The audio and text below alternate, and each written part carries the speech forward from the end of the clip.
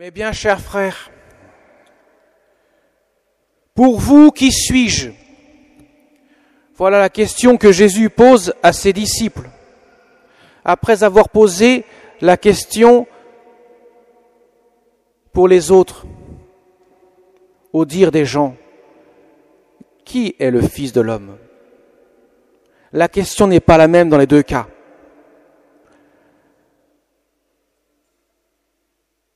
Pour cette dernière, qui est le Fils de l'homme? Bien sûr, Jésus demande ce qu'on dit de lui, la connaissance que les gens ont de lui.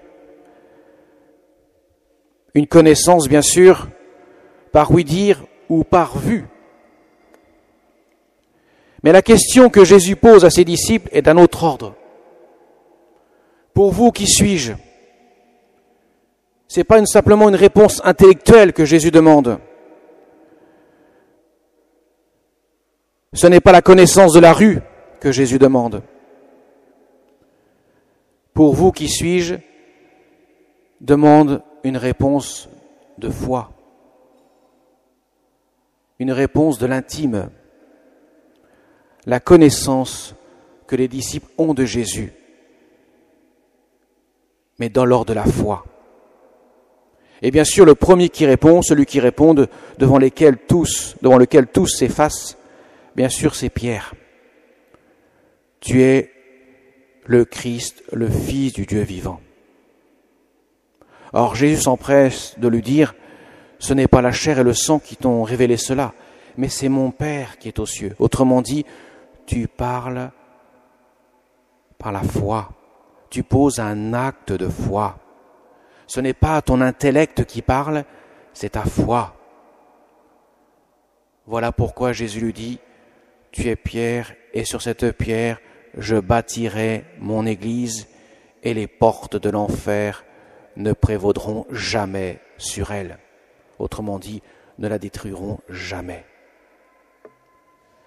Mes chers amis, Jésus nous demande un acte de foi. Il nous pose la même question à chacun d'entre nous. Pour vous, qui suis-je? Est-ce que je suis simplement celui que vous avez entendu parler au catéchisme, ou par les curés, les religieuses, ou je ne sais qui encore?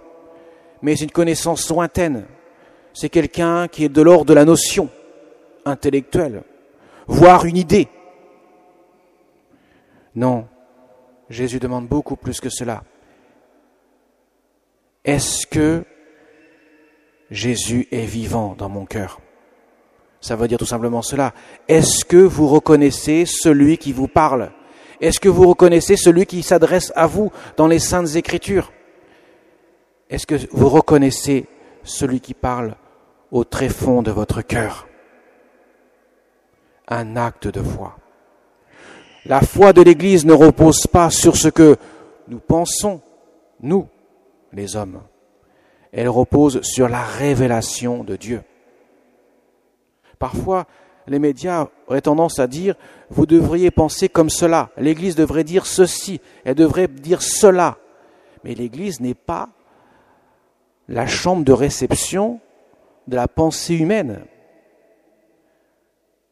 L'Église n'est pas une démocratie, parce qu'elle n'est pas chargée de faire émerger une pensée majoritaire qui s'imposerait à tous.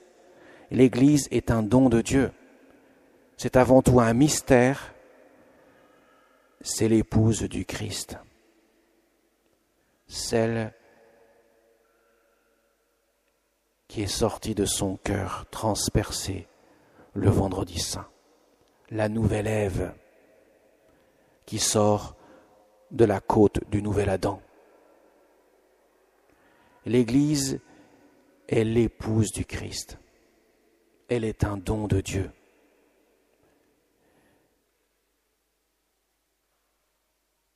Quels que soient les responsables,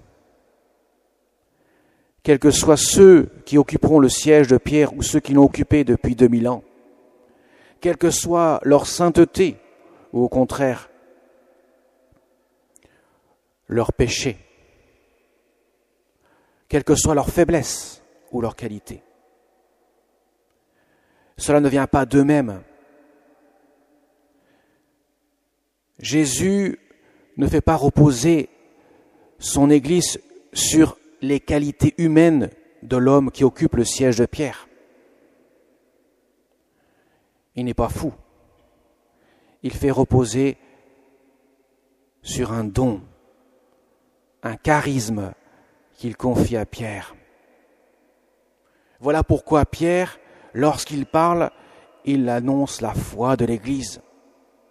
Et vous savez que Pierre, le fameux Pierre qui répond « Tu es le Fils du Dieu vivant », Jésus lui dit « Ce n'est pas la chair et le sang qui t'ont révélé cela, mon Père, mais mon Père dans les cieux ». Quelques instants plus tard, Pierre osera dire à Jésus « Mais non, Seigneur, tu vas quand même pas mourir à Jérusalem ». Jésus lui dira « Arrière Satan, tes pensées ne sont pas celles de Dieu, mais des hommes ». Jésus distingue bien le charisme de Pierre et la faiblesse de Pierre. Voilà pourquoi, mes chers amis, quand nous sommes baptisés, nous recevons un don de Dieu. Nous recevons le don de devenir enfants de Dieu, d'être habités de la présence de Dieu. Nous devenons l'Église, parce que l'Église est ce mystère qui germe du cœur ouvert de Jésus et dont nous sommes membres par le baptême. Nous sommes plongés dans la mort et la résurrection du Christ pour être enfantés à la vie nouvelle, pour recevoir le don de l'Église, pour être l'Église du Christ. Le Christ est uni à son épouse sur le bois de la croix. C'est de son côté ouvert qu'a jailli la grâce. Et c'est là que nous recevons en plénitude le don de Dieu. Lorsque nous approchons de l'Eucharistie, qui elle-même est un don qui vient du cœur ouvert de Jésus, ceci est mon corps livré pour vous, livré le vendredi saint sur la croix. Ceci est mon sang versé pour vous, il est versé sur le bois de la croix. C'est le don de Dieu que nous recevons. Quand le prêtre dit « le corps du Christ » et nous répondons « Amen », nous répondons « Oui, Seigneur, je reconnais celui qui vient à moi. Je reconnais ce don de Dieu. Ce n'est pas la chair et le sang qui disent « Amen », c'est la foi qui habite mon cœur qui me dit « Amen ».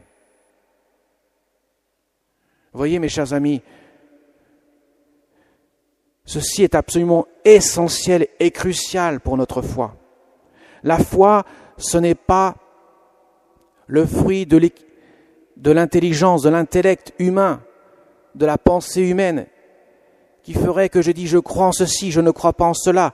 Nous ne sommes pas au supermarché, on ne fait pas son tri entre cette telle réalité doctrinale et telle autre. La foi, je l'accueille de tout mon cœur, parce qu'elle dépasse ma pensée, elle dépasse mon intelligence. Je ne peux en faire le tour, puisque cela vient de Dieu. Voilà pourquoi Jésus peut confier son épouse, son Église, à Pierre et la faire reposer sur cette pierre de fondation. Quoi qu'il soit, ce Pierre,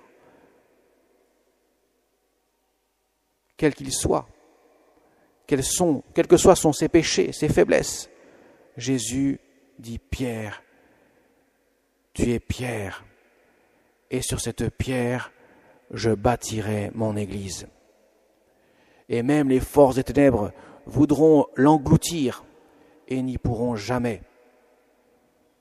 D'ailleurs, c'était une des preuves vivantes que l'Église est un don de Dieu, parce que même les curés n'ont pas réussi à la détruire avec leurs nombreux péchés. C'est pour dire qu'elle ne vient pas des hommes. Une telle institution n'aurait pas survécu. Dieu accorde ce don à Pierre et nous invite à notre tour à l'accueillir. Alors la question « Pour vous, qui suis-je » qui est adressée aux disciples et s'adresse à nous aujourd'hui, parce que l'Évangile, c'est une parole qui nous est donnée aujourd'hui pour chacun d'entre nous. Elle s'adresse à nous aujourd'hui. Jésus me pose la question, pour vous, qui suis-je? Et quand vous approcherez de la communion, vous pourrez dire Amen. Oui, Seigneur, je crois tu es le Christ, le Fils du Dieu vivant. La Vierge Marie, au pied de la croix, si sa foi avait reposé simplement sur une croyance humaine, sur une pensée humaine, elle serait tombée dans le désespoir le plus complet, car tout à l'évidence montrait que la mission de son Fils était un échec. Il était sur la croix, voué à une mort certaine. Et voilà qu'elle est restée là, debout au pied de la croix, attendant l'accomplissement du mystère du salut, gardant dans son cœur cette parole, cette fidélité à Dieu, que tout s'accomplirait comme le Christ, comme son Fils l'a dit, comme la Sainte Écriture le disait. Elle est là, debout, malgré une souffrance innommable. Elle est là, elle porte l'Église. Pierre n'est pas là. Pierre est parti. Il a déserté la croix. Il a trahi son maître. Lui qui avait reçu pourtant les clés, il l'a trahi. Il n'est pas là. Ne restera que le seul Saint Jean, celui qui a reposé sur la poitrine de Jésus le jeudi saint. Ne restera que lui. Et qui incarne en quelque sorte l'Église au pied de la croix, si ce n'est la Vierge Marie, notre Mère du ciel. Et pour nous, c'est un enseignement absolument essentiel quand tout paraît aller mal, quand l'Église paraît sombrer sous le poids du mal dans ce monde, où elle paraît quasi inexistante, ou quand nous trouvons que nos prêtres, nos évêques, ne se remuent pas assez. Sainte Catherine de Sienne leur reprochait, mais avec la douceur d'un cœur qui aime chacun de ses prêtres, ses évêques et le pape. Que reste-t-il pour fortifier la foi des fidèles? La Vierge Marie, notre Mère du ciel. Elle est là, celle qui nous conforte aussi, parce qu'elle-même a vécu cela dans sa chair. Elle pouvait se dire, mais Pierre, où es-tu? Pourquoi n'es-tu pas au pied de la croix? Que fais-tu? Ne sais-tu pas? Ne vois-tu pas que mon fils t'a confié les clés de son église et tu n'es pas là? Non, Marie, dans son cœur, accueille dans un acte de foi, dans l'amour de son Fils, tout cela pour l'offrir. Elle est là. Quand nous souffrons, elle est là. Quand nous semblons perdus, elle est là. Alors n'hésitons pas à lui demander son aide. Il y a 8 jours, nous avons fêté sa montée au ciel dans le mystère de son ascension, sa montée avec son corps au ciel et son âme. Hier, nous avons fêté son couronnement par son Fils bien-aimé au ciel. Elle est reine de l'univers. Nous avons l'avocate de notre cause désespérée en la Vierge Marie. Ne l'oublions pas, elle ne nous oubliera jamais, parce qu'elle est notre mère. Jésus nous l'a donnée comme mère. Femme, voici ton Fils. Et Saint Jean, l'embryon de ce qui reste des apôtres au pied de la croix. Fils, voici ta mère. C'est elle qui t'aidera. C'est elle qui te conduira aux portes du ciel. Tu la prendras chez toi, mais elle te conduira à moi. Amen.